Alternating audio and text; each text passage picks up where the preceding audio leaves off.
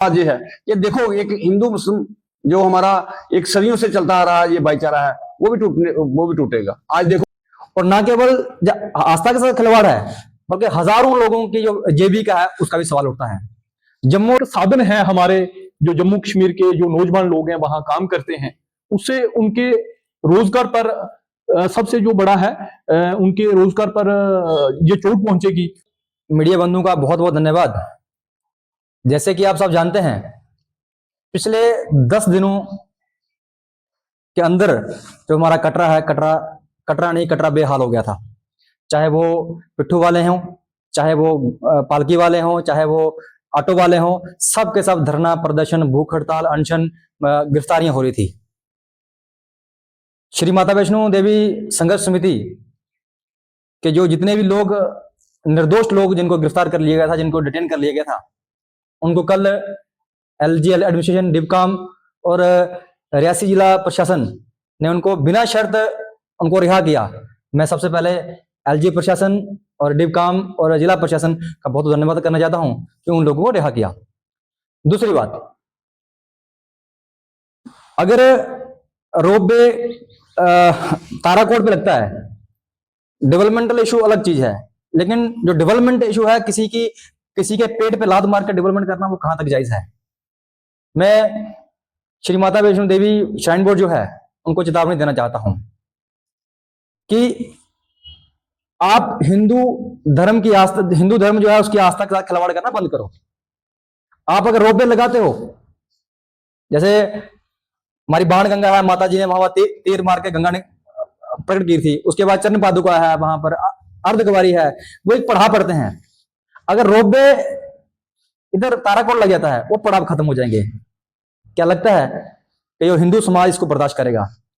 और ना केवल आस्था के साथ खिलवाड़ है बल्कि हजारों लोगों की जो जीविका है उसका भी सवाल उठता है। जम्मू रीजन की जितनी भी डिस्ट्रिक्ट्स हैं, जिले हैं, उनमें से ऐसा कोई स्थान नहीं है जहां से हमारे जो बेरोजगार युवा हैं, जो हमारे लोग हैं, वहां नहीं जाते। खासकर जो हमारा रजौरी, पुंछ, त्रियाड़ ये इलाका है, हमारे त्रियाड़ तहसील का इलाका है, इसमें ऐसा कोई घर नहीं है जिस घर से कोई ना कोई ऑटो चला रहा है, वहां जाके कोई पालकी चला रहा है, कोई घोड़ा चला रहा है, वहां पर उनकी जीविका निर्भर करती है। सरासर उन लोगों के जो बिजनेस है, जो उन लोगों की जीविका है, उस पर असर पड़ता है। मैं आपके चैनल के माध्यम से मैं उनको कहना चाहता हूं कि कभी भी ऐसी कोई गलती मत करना, ताकि पूरा समाज जो है इकट्ठा हो जाए, पूरा समाज आपके खिलाफ हो जाए। आप ऐसा कार्य करिए जिसमें सबको बेनिफिट हो, सब स्टेक होल्डरों से बात की जाए ताकि किसी को कोई नुकसान ना हो। डेवलपमेंटल इशू अलग चीज है, लेकिन हमें समाज भी देखना है, हमें धार्मिक आस्था भी देखनी है, हमें लोगों की जीविका भी देखनी है। दूसरा, मैं सभी जितने भी हमारे हिंदू संगठन है उनसे भी अपील करना चाहता हूं कि कोई भी ऐसा काम, जो काम हमारी हिंदू आस्था के साथ खिलवाड़ होता है या कोई ऐसी जगह काम होता है, तो उस पर अपनी कड़ा विरोध जताएं, अपनी स्थिति स्पष्ट करें, उनके खिलाफ खड़े हों। और मैं कहना चाहता हूं आपके चैनल के माध्यम से श्राइन बोर्ड को कि अगर ऐसा कुछ रोपवे का बनता है तो पूरा तहसील त्रियाट, बाकी अड़जानी जितने भी एरिया हैं, पूरे संघर्ष समिति जो श्री माता वैष्णो संघर्ष समिति है उसके साथ है, उनके साथ हम छाना बिछाना खड़े हैं, उनके साथ हैं। जी, आप अपना कीमती समय निकाल के आए। जैसे कि आज की जो प्रेस कॉन्फ्रेंस हुई, उपल साहब ने यहाँ अपने विचार रखे, पंकज जी ने विचार रखे, और हमारा जो कुल मिला के आज को प्रेस कॉन्फ्रेंस का जो पूरा मकसद था कि भाई जो रोपवे कटरा में लग रही है वो नहीं लगनी चाहिए। उससे क्योंकि जम्मू कश्मीर के विभिन्न इलाकों से हमारे नौजवान वहां काम करते हैं, चाहे वो पिट्ठू वाले हैं, पालकी वाले हैं, या रेडी का काम करते हैं, या और दुकानों पे काम करते हैं। क्योंकि जम्मू कश्मीर में अनएम्प्लॉयमेंट रेट जो है वो सबसे 90%, अभी एक डेटा उठाया गया कि 90% अनएम्प्लॉयमेंट रेट है। और वहां एक साधन है हमारे जो जम्मू कश्मीर के जो नौजवान लोग हैं वहां काम करते हैं, उससे उनके रोजगार पर सबसे जो बड़ा है उनके रोजगार पर ये चोट पहुंचेगी, उनको वहां पे ये समय नहीं मिलेगा। तो मैं ये चाहता हूं, सरकार से हमारी निवेदन है कि वहां रोपवे नहीं लगनी चाहिए, ताकि जो पुराने तरीके से जिस तरीके से चला आ रहा है, जैसे आपने देखा केदारनाथ में, वहां पे भी जब वो बदलाव आया तो वहां पे भी देखा वो प्रकृति के साथ खिलवाड़ जो देखा आपने केदारनाथ में भी। तो हम चाहते हैं ऐसे ही वैष्णो देवी में भी जैसे पुराने समय से चलता आ रहा है वैसे ही आगे भी चलना चाहिए। देखिए, जो आज हमने आपको कष्ट दिया वो हमारा एक ही मुद्दा है कि कटरा के अंदर श्राइन बोर्ड द्वारा जो रोप वे लगाया जा रहा है, हम उसके खिलाफ हैं। हम ये कहते हैं कि वो हमारी आस्था के साथ खिलवाड़ है, और इसके साथ साथ हमारे हजारों लोग जो हैं वो माता वैष्णो देवी जी की जो यात्रा है उस पर डिपेंड है।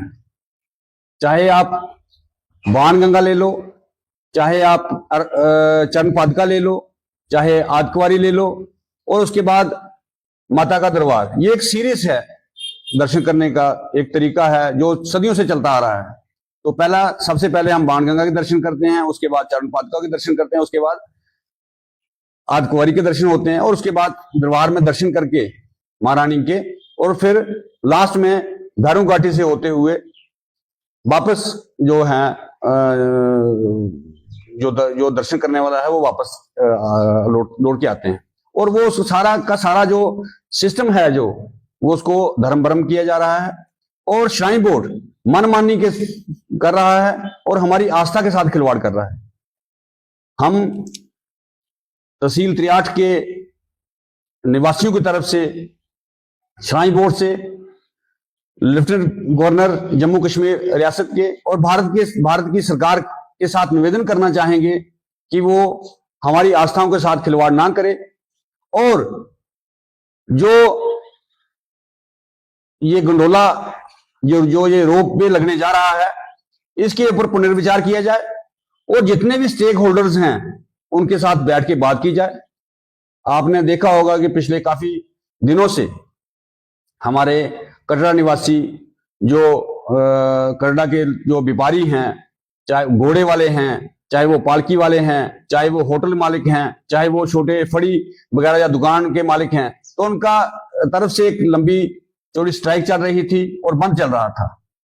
कल ही जो है उस बंद का जो है वो थोड़े टाइम के लिए उन्होंने स्थगित किया है। तो भी हम शुक्रगुजार हैं डिबकाम के कि वो उन लोगों के पास आए और उनके साथ बात की, और जो साथी हमारे जेल में बंद कर दिए गए थे उनको रिलीज किया गया और एक कमेटी कंस्टिट्यूट की गई।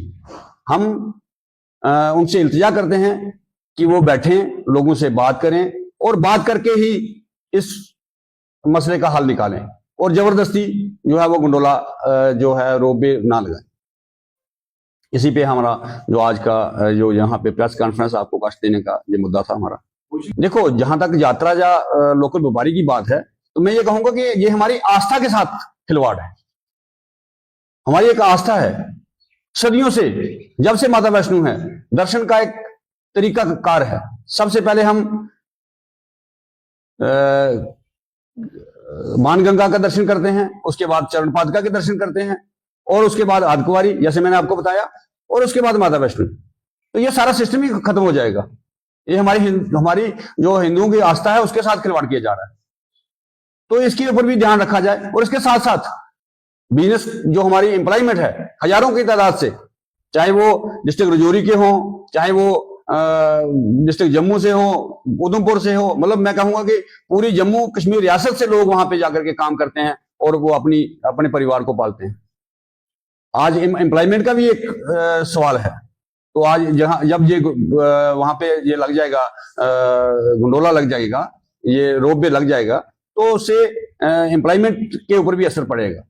ये सभी चीजों पे जो है इसका असर पड़ेगा। इसलिए हम चाहते हैं कि सरकार जो है वो बैठे, पहले स्टेक होल्डर्स के साथ बात करे, बैठे, उनकी रिहेबिलिटेशन के बारे में सोचे, उनकी जीविका के बारे में सोचे कि उनके लिए क्या किया जाएगा, घोड़े वालों के लिए क्या किया जाएगा, पिट्ठू वालों के लिए क्या किया जाएगा, और पालकी वालों के लिए क्या किया जाएगा, जो रेडी फड़े वाले जो बाणगंगा से लेकर के अर्धकुंवारी तक हैं उनके लिए सरकार ने क्या सोचा है। तो इसके ऊपर पहले बात करनी चाहिए। और दूसरी सबसे बड़ी बात यह है कि देखो, एक हिंदू मुस्लिम जो हमारा एक सदियों से चलता आ रहा है ये भाईचारा है, वो भी टूटेगा। आज देखो, यात्रा करने वाला जो है, दर्शन करने वाला जो है वो हिंदू है, और उसकी जो पालकी को उठा के ले जा रहा है वो मुस्लिम है। तो ये माता वैष्णो ने रानी ने जो हिंदू मुस्लिम का एक जो एकता बना के रखी हुई है उसके ऊपर भी असर पड़ेगा। देखो, कोई भी एमएलए जब चुन के आता है तो वो पब्लिक इंटरेस्ट के लिए आता है। तो मैं ये नहीं समझता कि कोई भी एमएलए जो है, चाहे वो एमएलए रियासी हो, चाहे एमएलए कालाकोट सुंदरमणि हो, चाहे वो और एमएलए हो या एमपी हो, तो वो नहीं चाहेंगे कि हमारी लोगों के साथ खिलवाड़ किए जाए। तो ऐसी कोई बात नहीं है कि वो नहीं आए, कहीं आगे पीछे बिजी रहे होंगे तो वो भी शामिल हैं, वो भी चाहेंगे कि हमारे लोगों के साथ, क्योंकि पब्लिक है तो एमएलए हैं। तो अगर पब्लिक नहीं है तो कोई भी नहीं है, तो सबसे पहले तो वो भी पब्लिक का ही सोचेंगे।